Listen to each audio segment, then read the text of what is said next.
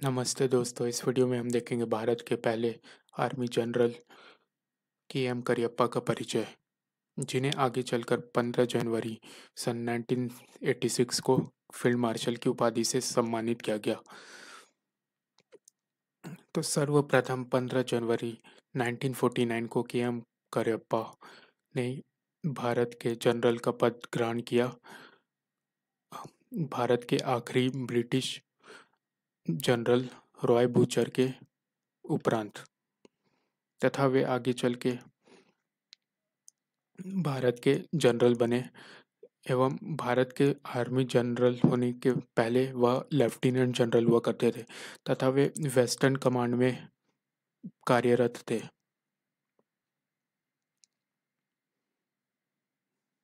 अगर ये भारत का नक्शा है तो ये वाला एरिया हो गया वेस्टर्न कमांड। तो जब वे वेस्टर्न कमांड में कार्यरत थे तो उस वक्त इन्हीं के आदेश पे 1947 के युद्ध में, भारत और पाकिस्तान के युद्ध में भारत ने जीत हासिल की तथा उस वक्त 1947 में पाकिस्तान ने कश्मीर के कारगिल, द्रास एवं जोजिला जैसे प्रमुख स्थानों पर कब्जा कर लिया था, लेकिन यह भारतीय सेना ने उनसे वापस लेने में महारत हासिल की तथा इस नक्शे में आप देख सकते हैं कि ये है कश्मीर तथा यह है इस वक्त पाकिस्तान ऑक्यूपाइड कश्मीर। यह है इस वक्त कश्मीर, जम्मू एंड कश्मीर, जो कि अब दो यूनियन टेरिटरी में बढ़ गया है, जम्मू कश्मीर एवं लद्दाख। तो ये इस वक्त ये कारगिल है, यह है द्रास, यह है जोजिला।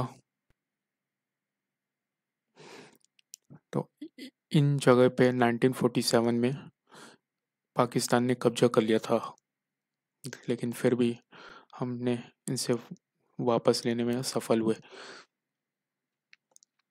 तो आइए जानते हैं कि ये जोजिला टनल के बारे में आपने सुना होगा कुछ दिनों में, या खबरों में था। तो आइए हम जानते हैं कि जोजिला टनल क्या है।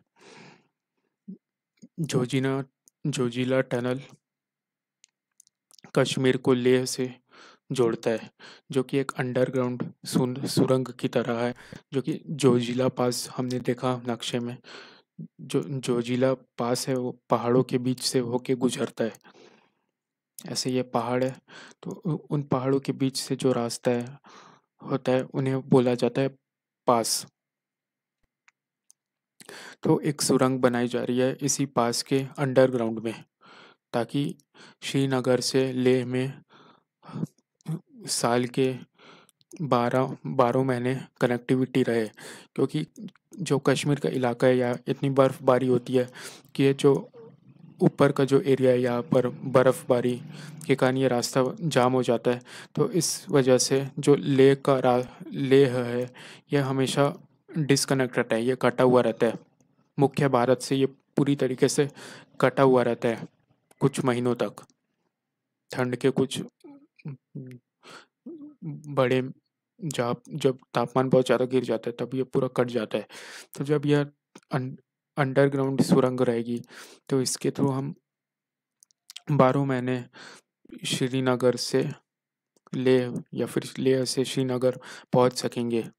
इसके अलावा ये युद्ध में अगर आगे चल के भविष्य में अगर पाक का चाइना या फिर इधर से पाकिस्तान अटैक करता है तो उस वक्त भी हमारे पास ये सुरंग एक अच्छा रास्ता होगा, जहाँ कम समय में हम एक जगह से दूसरे जगह मूव कर पाएंगे। तो इस टनल की कीमत लगभग आने वाली है 6,800 करोड़ तथा यह लगभग 5 सालों में बन के तैयार हो जाएगा। इसका निर्माण कार्य 2020 में शुरू हुआ था। तो इसकी लंबाई लगभग 14 किलोमीटर होने वाली है तथा ये टाइम को 3 घंटे, मतलब 3.5 घंटे तक कम कर देगा। मतलब हमें पास से जितना टाइम जाने में लगता था उससे 3.5 घंटा कम टाइम में लग हम वहाँ से एक जगह से दूसरी जगह पहुँच पाएंगे। तो यह श्रीनगर, कारगिल, लद्दाख, इन तीनों जगह को कनेक्ट करते हुए जाएगा। ये श्रीनगर हुआ, ये कारगिल हुआ, फिर लद्दाख हुआ, जो कि भारत के सीमा सीमा के क्षेत्र है तथा यहाँ सिक्योरिटी की बहुत ज़्यादा ज़रूरत होती है। तो नेशनल हाईवे 1 है श्रीनगर, कारगिल, लेह, इन तीनों को यह कनेक्ट करेगा और ये बहुत ही ऊंचाई में है, लगभग समुद्र तल से 11,578 किलोमीटर की ऊंचाई पे है। आप सोच सकते हैं कितनी ऊंचाई पे है। इसलिए इसे बनने में भी 5 साल का लंबा वक्त लगेगा।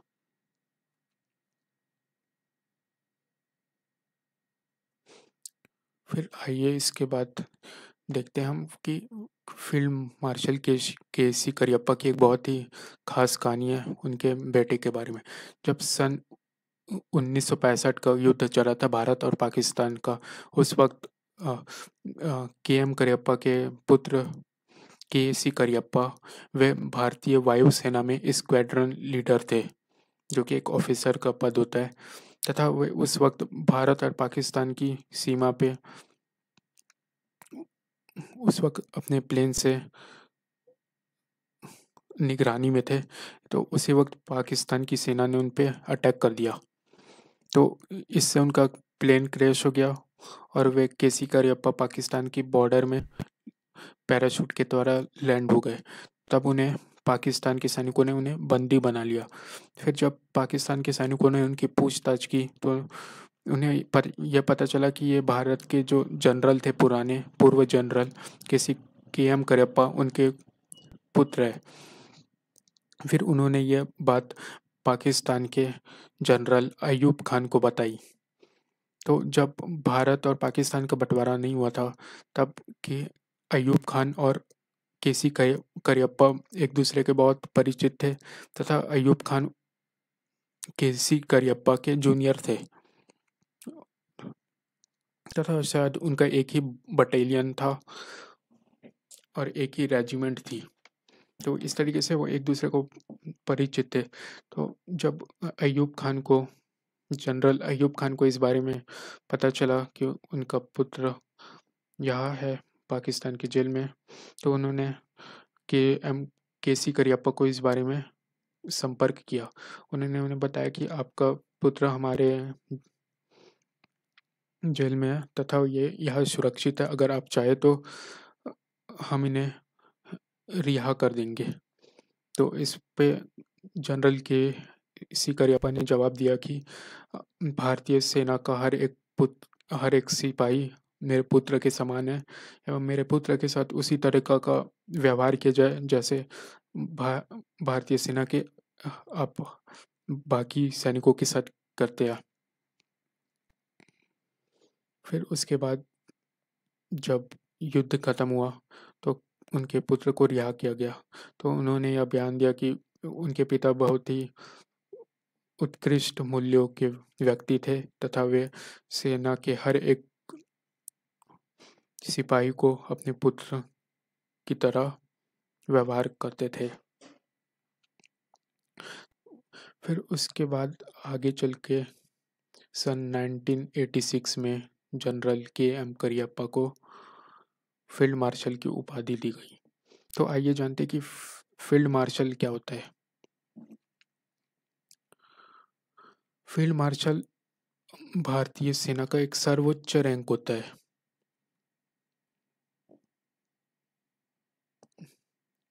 भारतीय सेना में सबसे सर्वोच्च रैंक होता है फील्ड मार्शल का, जिसे एक 5 स्टार रैंक प्राप्त होती है। इसके अलावा इनके नीचे होते जनरल।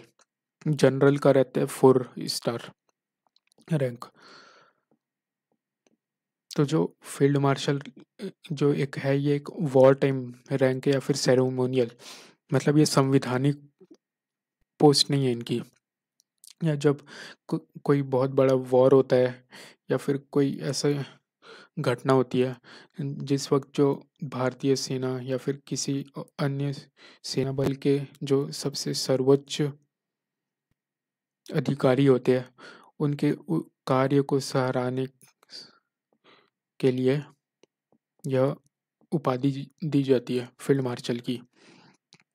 इसके बाद एक बात यह गौर करने की है कि फील्ड मार्शल की जो पद रहती है, ये पूरी लाइफ टाइम रहती है।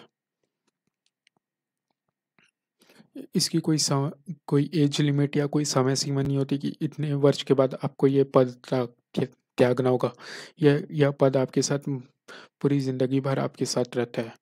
जैसे कि जो जनरल रहता है भारतीय सेना के जो जनरल रहते हैं, उनकी एक रिटायरमेंट होती है 62 ईयर्स। तो 62 ईयर्स के बाद वे रिटायर हो जाते हैं। लेकिन फील्ड मार्शल ऐसे होते हैं कि ये अपनी मृत्यु तक फील्ड मार्शल के पद के हकदार रहते हैं। तो अ, भारत के पहले फील्ड मार्शल हुए सैम मानेकशॉ, जो पहले एक जनरल थे, तथा इन्होंने जो 1971 का बांग्लादेश लिबरेशन वॉर है, उसमें एक बहुत ही उत्कृष्ट भूमिका निभाई। एवं इन्होंने अन्य युद्धों में भी बहुत अपने सर्वोच्च प्रदर्शन किए। इसे देखते हुए इन्हें फील्ड मार्शल की उपाधि से नवाजा गया। यह पद इन्हें 1 जनवरी 1973 को मिला।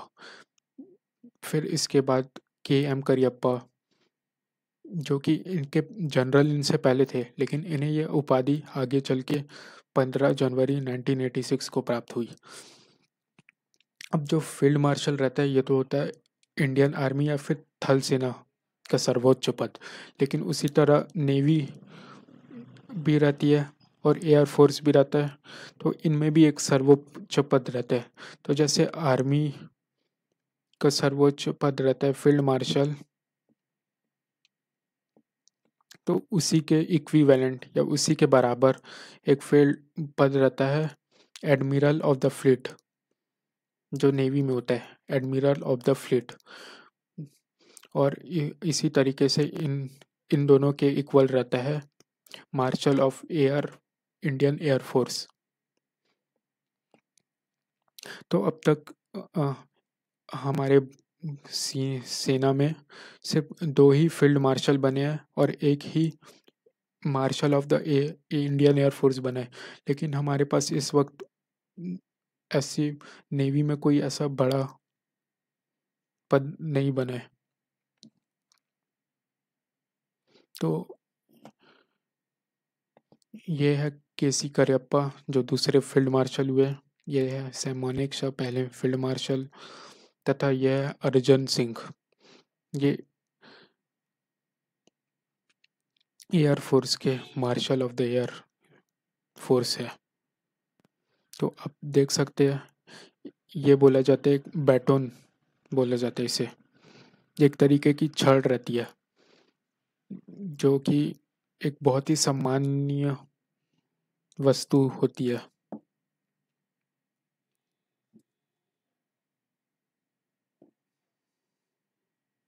धन्यवाद।